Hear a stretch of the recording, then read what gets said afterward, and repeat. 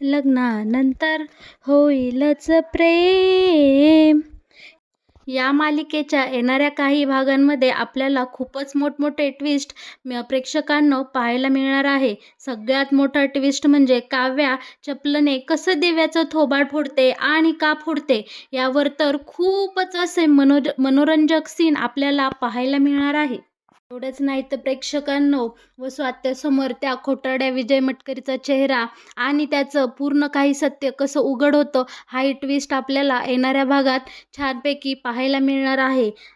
दुसरीकडे विजय विरोधात नंदिनीच्या हाती खूप मोठमोठे असे पुरावे लागणार आहे आणि नंदिनीचं बाळ त्या विजय मटकरीमुळं गेलं, ह्या सगळ्याचा सगळ्यात मोठा खुलासा, मनोरंजक खुलासा आता काही भागांमध्ये आपल्याला पाहायला मिळणार आहे. बरं का प्रेक्षकांनो, आता देशमुखाच्या घरात सगळीकडे जिकडे तिकडे चोहीकडे आनंदीकडे असं वातावरण असतं. मालिनीला आता 2-2 नातवंडे येणार असतात. या खुशीमध्ये मालिनी तर खूप खुश असते आणि आपल्या सुनांची ती मुलीप्रमाणे अगदी पोटच्या मुलीसारखी काळजी घेत असते. सुनांना रोज अंगारा लाव, सुनांच्या पोटांवरनं हात फिरव, त्यांना हवं नको ते बघ, इतकं सारं प्रेम मालिनी तिच्या दोन्हीही सुनांवर करत असते आणि ते पाहून आपला विक्रम बोलत असतो, सासू असावी तर मालिनीसारखी सासू भेटायला खरंच खूप मोठं नशीबच लागतं. आणि मग काय प्रेक्षकांनो, देशमुखांच्या घरच्या खाण्याच्या टेबलवर फक्त आनंद आणि आनंदाच्याच बातम्या चालू असतात. इकडे जीवा आणि मिथुन काका मात्र पार्थची फिरकी घेत असतात, कारण त्यांच्याही कानी आलेलं असतं पार्थ ऑफिसमध्ये त्या दिव्याच्या नादी लागला आहे आणि ती राहून राहून काव्याला एक इशाराच करत असतात की तू आता पार्थकडं लक्ष दे, पार्थला अजिबात सूट देऊ नको. या सगळ्याचा काव्या सगळ्यांसमोर तर हसण्यावारी सगळ्या गोष्टी घेत असते, पण कुठेतरी तिच्या मनामध्ये सुद्धा पार्थविषयी आता संशय तयार व्हायला लागलेला असतो. पण बाजू सांभाळून घ्यायची कशी हे मात्र विक्रमकडनं शिकलं पाहिजे. यावर विक्रम म्हणतो, काय रे, काय बोलता, माझ्या पार्थला अजिबात बोलू नका. माझा पार्थ काय तुम्हाला असा वाटला का, त्याचं त्याच्या बायकोवर खूप प्रेम आहे. यावर मालिनी म्हणते, हो, माझी मुलं खूप छान आहे आणि त्यांचं दोघांचंही त्यांच्या बायकांवर खूप प्रेम आहे आणि माझ्या सुना तर त्यांच्याहूनही गुन्हे आहेत, त्या त्यांच्या नवऱ्यावर कधीच संशय घेणार नाही, ह्याचं मला पूर्ण खात्री आहे. यावर मालिनी म्हणते, हो हो हो, मग असणारच ना, कारण माझ्या दोन्ही सुना आहेच इतक्या गुणी मुली, खूप गुणी मुली आहेत माझ्या दोन्ही सुना. आणि मग काय, पार्थ आता ऑफिसला जायला निघतो, पण तो त्याचा डबा घरीच विसरतो आणि पार्थ ऑफिसला निघून जातो. पण काव्या, तिच्या सगळं लक्ष असतं. काव्या म्हणते, पार्थ अहो थांबा, तुमचा डबा घेऊन जा. आणि छान असा काव्याने दिलेला डबा घेऊन पार्थ ऑफिसला जातो. आता दुसरीकडे मात्र वसुआत्याच्या मनात त्या मटकरीविषयी खूपच संशय वाढत लागलेला असतो, कारण तो मटकरी वसुआत्याला कधीच ऑफिसला जाताना दिसत नाही. आणि मग वसुआत्या म्हणते, हा मटकरी नक्की ऑफिसलाच जातो ना, मला तर ह्या माणसाचा काही विश्वासच वाटेना. आणि मग काय, आपली वसुआत्या त्या विजय मटकरीच्या पाठीमागे हात देऊनच लागते आणि आता म्हणते, ह्या मटकरीचा खरा चेहरा काय आहे हे आता मला जाणूनच घेतलं पाहिजे. आणि मग काय, वसुआत्या लागले लगेच कामाला. लगेच त्या विजय मटकरीवर बारीक लक्ष ठेवीत असते. मटकरी काय करतो, कुठे जातो, कसा जातो.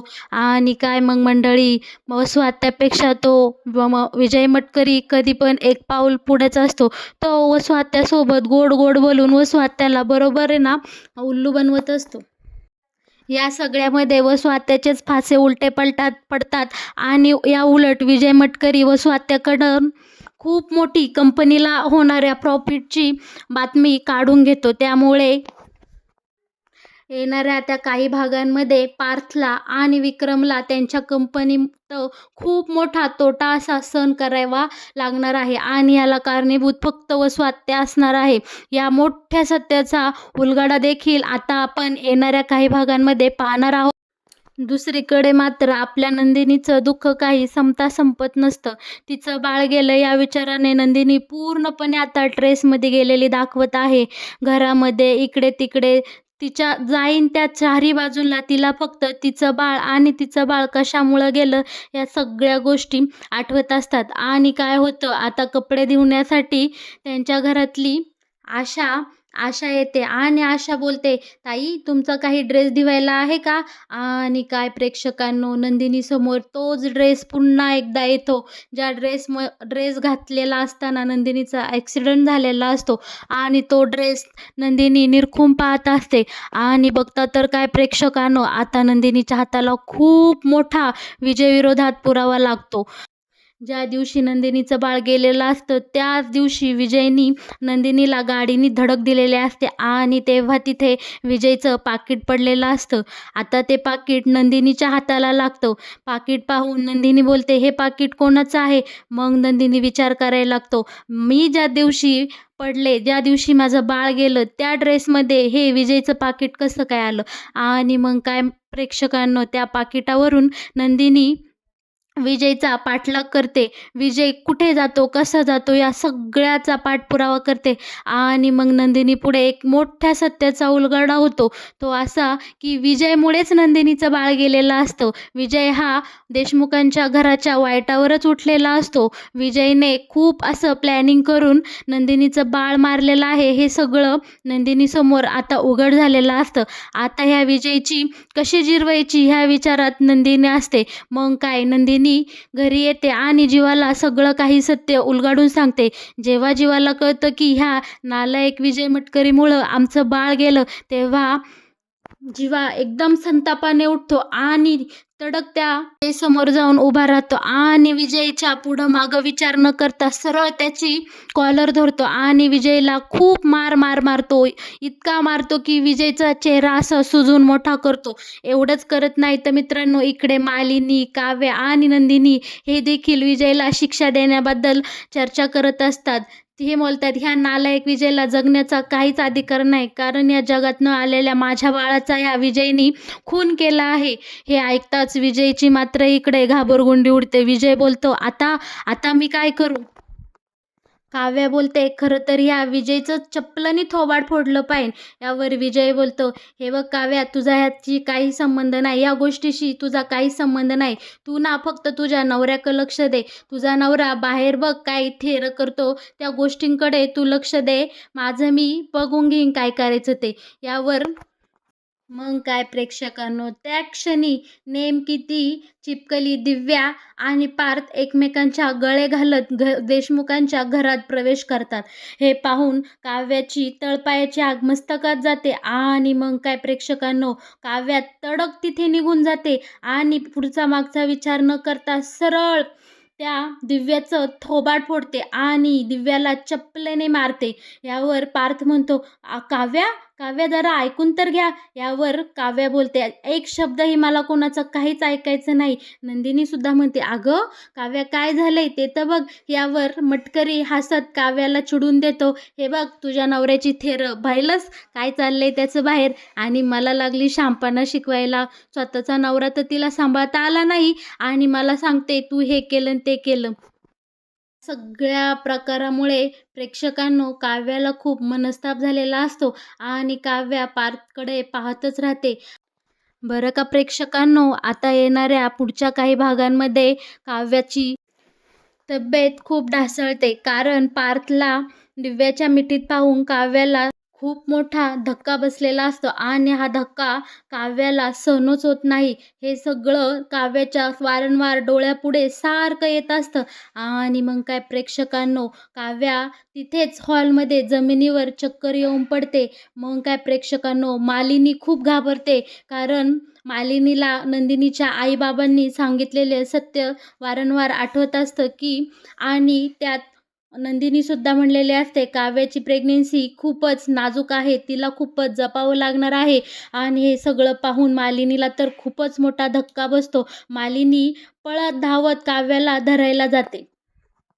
पण या सगळ्या गोंधळामध्ये पार्थ मात्र एका जागेवर शांत उभा राहिलेला असतो, कारण सगळ्यांना जे काही वाटते किंवा ह्यापेक्षा सत्य काही वेगळंच असतो, पण पार्थला त्याची बाजू मांडायची संधी कोणीच देत नाही. पण या सगळ्यात नंदिनी पुढे येऊन पार्थला बोलते, "पार्थ, तुमच्याकडनं ही अपेक्षा नव्हती. नक्की काय झालं आणि तुम्ही ह्या दिव्याच्या मिठीत का आहात? काय विषय झाला आहे? तुम्ही मला सांगा. मी तुमची मैत्रीण आहे. आपण दोघं एकमेकांसोबत सगळं काही शेअर करतो. हेही तुम्ही मला बिनधास्त सांगू शकता आणि खरं तर माझ्या काव्याची तब्येत बिघडली या गोष्टीचा जाबही मला तुमच्याकडनं हवा आहे. मला पार तुमच्याकडनं ही अपेक्षा नव्हती. नक्की असं काय घडलं की तुम्ही त्या दिव्याच्या मिठीत आम्हाला दिसताय? या सगळ्यावर पार्थ म्हणतो, नंदिनी खरंच तुम्हीच आहात, तुम्हीच माझी मैत्रीण आहात की निदान तुम्ही मला बोलण्याची एक संधी तरी दिली आहे. आणि मग पार्थ सांगू लागतो, आज सकाळी काव्याने मला डबा दिला होता आणि तो डबा मला एकट्यानेच खायचा होता आणि मी ऑफिसमध्ये गेलो. लंच टाईम झाला, मी डबा खायला बसणार तोच ही दिव्या आली आणि म्हणली, सर हे बघा मी अशी छानशी मिसळ आणली आहे, तुम्ही ही मिसळ खासाल का? पण मी तिला स्पष्टपणे नकार दिला आणि बोललो, तू इतर स्टाफसोबत जेव, मला तुझ्या डब्यातली मिसळ नको आहे, कारण मला माझ्या काव्याने छान असा डबा दिलेला आहे. आणि मग काय, मी माझा डबा खाणार तोच तेथे ही दिव्या पुन्हा एकदा येते आणि म्हणते, नाही सर तुम्ही एक घास तरी खा ना माझ्या डब्यातला, तुम्ही खाल्लंच पाहिजे. आणि नंदिनी तुम्हाला तर माहितीच आहे माझा स्वभाव, मला कुणाला नाही म्हणता येत नाही. म्हणून हिने आणलेली मिसळ मी खाल्ली आणि ती मिसळ कुठल्या तेलात केलेली होती, कुठल्या गाडीवरून आणली होती यातली मला काहीही आयडिया नव्हती. पण काय करणार, मी ह्या बावळटच्या सांगण्यावरून, या दिव्याच्या सांगण्यावरून ती मिसळ खाल्ली आणि माझं पोट दुखू लागलं आणि माझ्या पोटात गडबड झाली आणि म्हणूनच ही दिव्या मला सोडवायला इथे घरी आली, कारण मला पोटदुखीमुळे उभंही राहता येत नव्हतं. आणि मग काय प्रेक्षकांनो, हा सगळा प्रकार जेव्हा नंदिनीला कळतो तेव्हा नंदिनी म्हणते, अरे देवा, हा तर खूपच मोठा गोंधळ झालेला आहे पार्थ.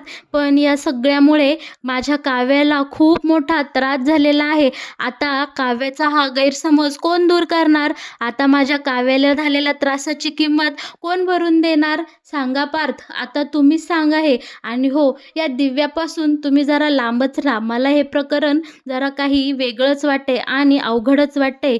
पार्थ म्हणतो, हो नंदिनी, मलाही ते आता कळून चुकलेलं आहे. ह्या दिव्यापासून मी आता लांबच राहणार आहे. मग या सगळ्यामध्ये डॉक्टर येतात, काव्याला तपासतात आणि मग काय प्रेक्षकांनो, इथे आता काव्याचे रिपोर्ट नॉर्मल येतात आणि काव्याच्या पोटात असणारं बाळसुद्धा व्यवस्थित असतं. हे सगळं पाहून नंदिनी, मालिनी आणि काव्याला खूपच आनंद होतो आणि हे सगळेजण काव्याचे खूपच लाड करतात, काव्याला जवळ घेतात आणि नंदिनी तर काय काव्याला मिठीच मारते, कारण नंदिनीच्या पोटात तर आता बाळ नसतं. तिला फक्त तिची काव्या व्यवस्थित असणं आणि तिच्या पोटातलं बाळ व्यवस्थित असणं हेच खूप महत्त्वाचं असतं. पण मालिनी मात्र इकडे खूप चिडलेली असते. ती बोलते, ह्या पार्थचं ना मी आता कानच धरते आणि ह्याची ना चांगलीच खरडपट्टी काढते. त्याशिवाय पार्थला कळणार नाही की कसं वागायचं आणि कसं नाही. मग काय, सगळ्यांचा जीव भांड्यात पडतो आणि देशमुखांच्या घरातलं वातावरण हळूहळू निवळू लागतं.